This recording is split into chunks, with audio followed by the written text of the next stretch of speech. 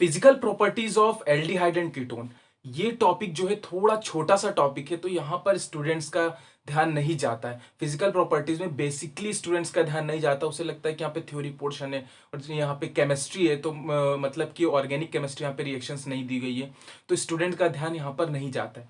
But आपको ये physical properties ही marks gain करवा सकती है, चाहे कोई सा भी कॉम्पिटिटिव एग्जाम हो या फिर आपके स्कूल में ऑब्जेक्टिव क्वेश्चंस हो। यहाँ से ऑब्जेक्टिव बनने के चांस बहुत ज़्यादा रहते हैं, ठीक है।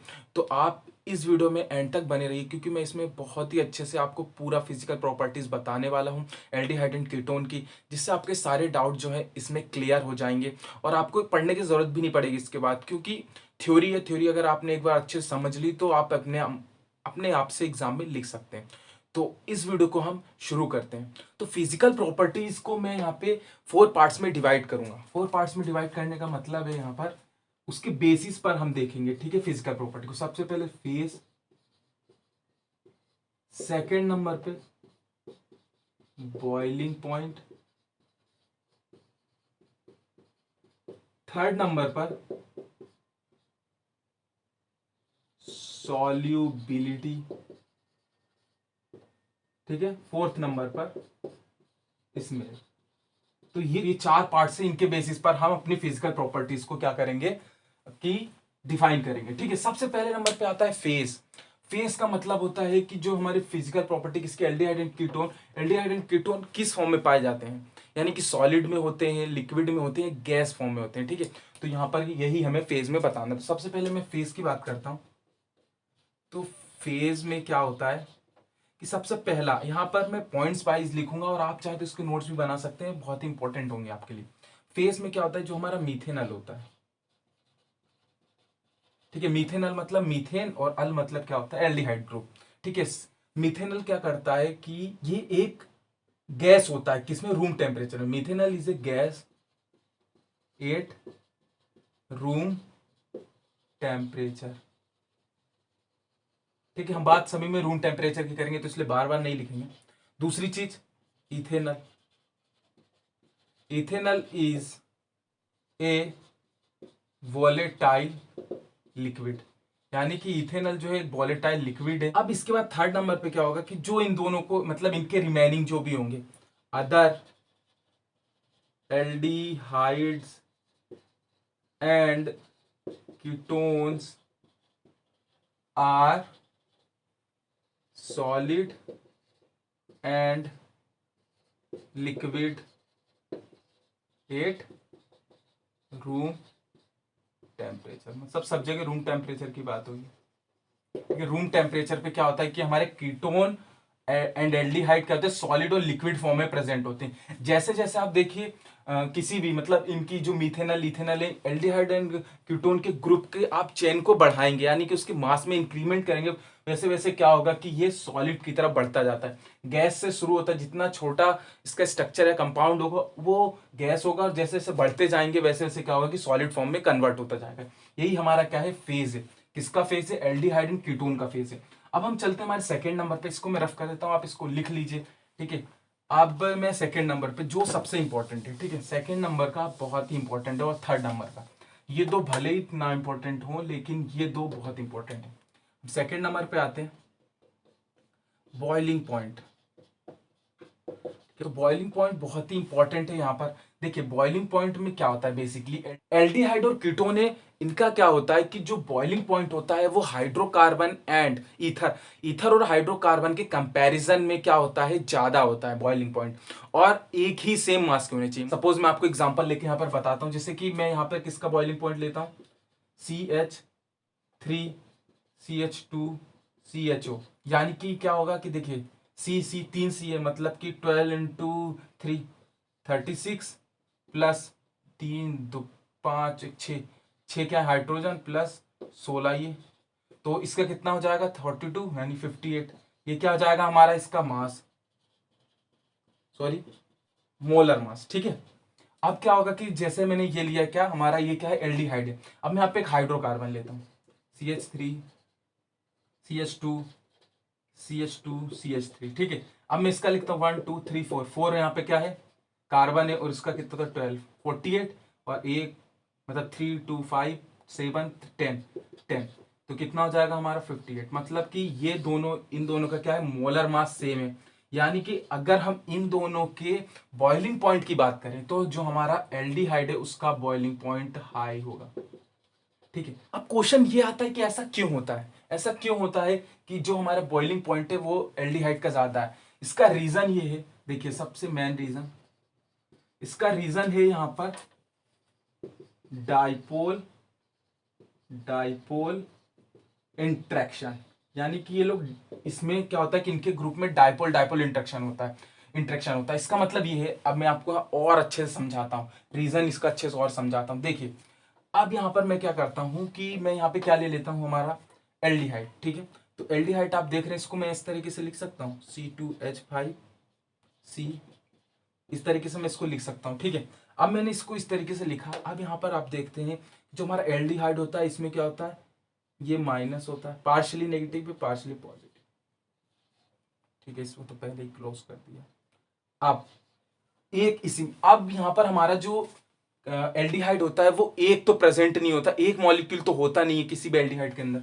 सपोज ये हमारा क्या है, एक यूनिट हो गई। अब इसमें और ज्यादा होंगे, इसके चारों तरफ होंगे।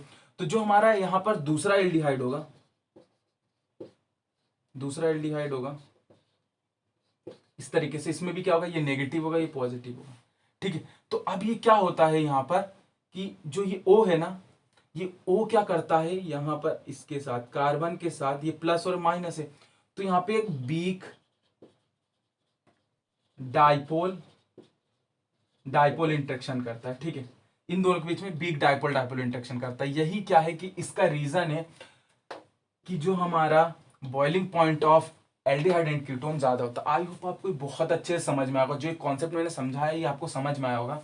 अब हम इसके बाद आगे बढ़ते हैं किसमें, सॉल्युबिलिटी में। और सॉल्युबिलिटी में आगे बढ़ने से पहले एक चीज मैं और आपको बता दूं कि अल्कोहल, अब यहाँ पे अल्कोहल की बात करते हैं, हमने हाइड्रोकार्बन और ईथर की बात की बॉइलिंग पॉइंट में, हम अल्कोहल की बात करते हैं तो अल्कोहल से एल्डिहाइड और कीटोन का जो बॉइलिंग पॉइंट है वो क्या होता है, कम होता है। अल्कोहल का बॉइलिंग पॉइंट ज्यादा होता है। अब यहाँ पे हम चाहे तो ऑर्डर लिख सकते हैं। ऑर्डर मतलब आपको पता ही होगा कि कौन ज्यादा, यहां पर किसका बॉइलिंग पॉइंट ज्यादा होगा। सबसे पहले नंबर पे आता है एल्कोहल। ठीक है, उसके बाद में आता है हमारा कीटोन, उसके बाद आता है एल्डिहाइड, उसके बाद आता है हमारा ईथर, और लास्ट में हमारा हाइड्रोकार्बन। और ये हमारा क्या है कि ऑर्डर ऑफ बॉइलिंग पॉइंट है किसका, एल्डिहाइड एंड कीटोन का। यहां से आप, अगर ये आपको कॉन्सेप्ट पता है तो आप बहुत सारे आपके बुक के पीछे जो यहाँ पे क्वेश्चंस दिए रहते हैं, इंटेक्स क्वेश्चन या फिर आपके बुक के पीछे एक्सरसाइज क्वेश्चंस दिए रहते हैं, वहां पर ये चीजें पूछी जाती है कि ऑर्डर ऑफ रिएक्टिविटी क्या है या फिर ऑर्डर ऑफ इनका बॉइलिंग पॉइंट क्या है। तो ये सब चीजें आप यहाँ से अगर कॉन्सेप्ट समझ लेंगे तो वहां कर सकते हैं। ठीक है, और क्वेश्चन भी वहीं से आता है।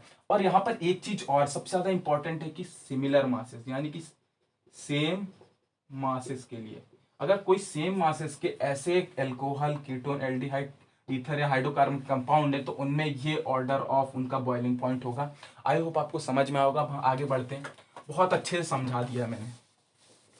ठीक है, तो थर्ड नंबर पर क्या है, सॉल्युबिलिटी। तो सॉल्युबिलिटी को हम मेनली वाटर के साथ देखते हैं यहाँ पर। ठीक है, एल्डिहाइड एंड कीटोन की जो सॉल्युबिलिटी है वाटर के साथ किस तरीके की होगी। तो मेनली जो हमारे एल्डिहाइड एंड कीटोन है वाटर के साथ सॉल्यूबल होते हैं। ठीक है, जो लो मासेस के होते हैं। ठीक है, लोअर मासेस के होते हैं, जो लो मासेस के मतलब कि जिसमें नंबर ऑफ कार्बन कम होते हैं, तो उन केसेस में क्या होता है कि हमारा जो कीटोन और एल्डिहाइड है वो वाटर के साथ सॉल्यूबल है। अब ऐसा क्यों होता है, ठीक है, उसका रीजन ये है कि इनके बीच में क्या होता है, हाइड्रोजन बॉन्डिंग होती है। किसके किसके बीच में, एल्डिहाइड या कीटोन दोनों में से कोई, और वाटर के बीच में क्या होता है, हाइड्रोजन बॉन्डिंग होती है। बट आपके माइंड में ये क्वेश्चन आ रहा होगा कि जो हमारा एल्डिहाइड या कीटोन है ये तो हाइड्रोजन बॉन्ड का फॉर्मेशन ही नहीं करते हैं, ये क्या करते हैं, डायपोल डायपोल इंट्रैक्शन करते हैं। अभी आपको मैंने इससे पहले बताया, तो ये आपके माइंड में क्वेश्चन आ रहा होगा। तो बट यहां पर क्या होता है कि मैं आपको बताता हूं, देखिए कॉन्सेप्ट को समझिए। फिर से मैं वही आपको एल्डिहाइड का ले लेता हूं, C2H5, यहां पर क्या होगा, C इस तरीके से हमारा क्या है, यहाँ पे आपको वाटर का यहाँ पर स्ट्रक्चर फॉर्मूला पता है क्या होता है, इस तरीके से हम ये क्या हमारा होता है, नेगेटिव पॉजिटिव पार्शियली, ठीक है। यहाँ पर मैंने आपको बताया ये पॉजिटिव ये नेगेटिव, इस तरीके से। तो यहाँ पर हाइड्रोजन बॉन्डिंग कैसे बनती है, ठीक है। यहाँ पर हाइड्रोजन बॉन्डिंग इस तरीके से बनती है कि जैसे ये देखिए आप H के पास क्या है, हमारे पॉजिटिव चार्ज, इसके पास क्या है, नेगेटिव चार्ज, ये इसके साथ जाके क्या कर, तो इस तरीके से क्या होगा कि हमारी एक हाइड्रोजन का क्या हो जाएगा, इसके साथ रिएक्शन हो जाएगा और एक बॉन्ड बन जाएगी, हाइड्रोजन बॉन्डिंग।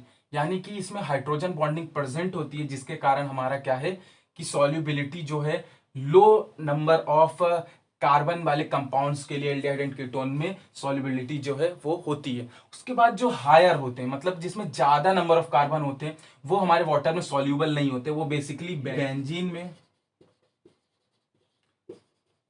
क्लोरोफॉर्म में, थर्ड नंबर ईथर में, या फिर फोर्थ नंबर एल्कोहल में।